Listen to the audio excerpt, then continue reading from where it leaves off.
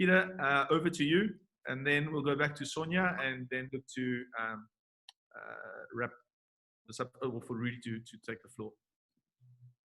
Thank you, Vasily, and thank you, Christos, and thank you, Sonia and Douglas, and everyone for their contributions.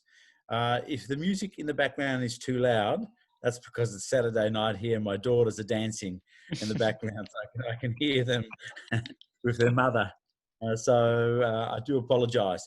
Just following on from what Christos said, I think this is the reason why intercultural dialogue is extremely important. The objective shouldn't be mutual agreement. We're never going to agree. But what comes from when intercultural dialogue is executed in an effective manner, where it's not executed from an ethnocentric perspective, is you have mutual respect. And when you begin to develop mutual respect, you go through the self-discovery process, which then allows you to gradually recognize who the other person is for what they are. So I just wanted to just follow on from that comment. Now, I wanted to just say something in regards to Lesvos, because following on from what you were saying, Douglas, Lesvos has always been a place of, it's been this midway point which people have sort of passed through. And there's a story which I wanted to share with you, going back to 1914, World War I. Australia, New Zealand, the Army Corps, our soldiers, landed in Lesvos. They went to Egypt first for training, and then they went to Lesvos. And they were in Lesvos, they landed in Lesvos 2 weeks before the invasion of Gallipolis. And what happened 2 weeks before, 2 weeks beforehand, was the Ottomans and the Germans basically cleared the whole town of Gallipoli of every single Greek. So they completely just got rid of all of them and said, you have 2 hours to pack whatever you can and leave. And they did that because they were scared that the Greeks would side up with the Australian and the New Zealanders that landed there. And our organisation produced 3 creative shows, and theatre shows, and we told the story of World War I and how the impact of World War I still continues to affect a lot of Australians today.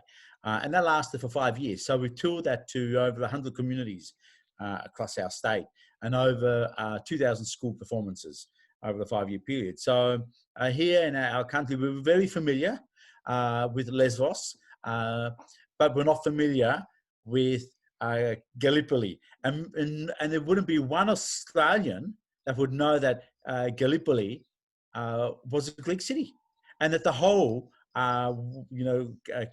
coast, western coast of Turkey was Hellenic for 4,000 years. And then came the Asian Minor catastrophe, and that was the end.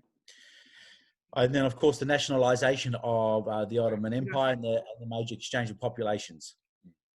Peter, so can I ask you to give a final wrap from a social economy perspective? Yeah, just so we thank you. Sorry, I digressed. What I wanted to say was we must stop thinking of NGOs as being purely just not-for-profit organisations, or maybe representing the government.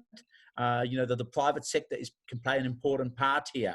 And one of the stories that I'm hearing coming out of Lesvos, and I have some relatives there, is saying, well, the bottom line has been affected over the last 5 years. 30 to 40% of our businesses have been impacted in a really big way. So how do we grow that social economy and bring them in there to get them to realise that they can have a stake? Because when people see that their livelihoods are being affected, they're going to start to rebel, and they're going to start to influence the masses, which is what's been happening on Lesvos. So I think from a social economy, we need to start to grow that voice, and we need to begin to recognise that we need to create a voice that doesn't go against those pure constructs at the moment, because at the moment there's this grand dichotomy between the public and the private realms, saying that we can own this space.